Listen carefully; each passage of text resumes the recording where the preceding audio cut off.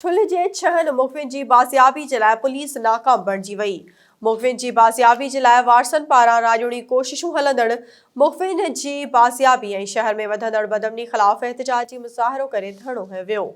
SS news जे reporter ख़ैर मोहम्मद गोलो मूजिबि ठुल्ह तालुक़े मां अग़वा थी वियल 6 मुख़बिन जी बाज़ियाबी ख़्वाब बणिजी वई आहे। मुख़बिन जी बाज़ियाबी जे लाइ पुलिस के बि कोशिशूं नाहे करे सघी। 5 ॾींहं अॻु ॻोठ हंबू बंगलाणी मां अग़वा थी वियल 45 वरियनि जो इशफ़ाक़ अहमद बंगलाणी बलोच कॉलोनी मां 9 ॾींहं अॻु औरताणी आवाज़ ते हिरकिजी अग़वा थी वियल 3 नौजवाननि ख़ान मोहम्मद जमाली, अब्दुल रशीद जमाली ऐं असगर भुंगर ऐं ॻोठ अब्दुल करीम खोसो जे रहवासी 2 मुख़फ़ी नौजवाननि सिराज खोसो ऐं अब्दुल समी खोसो खे अग़वा थिए 16 ॾींहं गुज़री विया आहिनि। मुख़बिन जे वारसनि खां धाड़ेलनि पारां भुंग जी रक़म तलब कई वई आहे, पर मुख़बिन जा वारिस तमामु ग़रीब हुअण जे करे भुंग जी रक़म ॾियण खां क़ासिर बणियल आहिनि।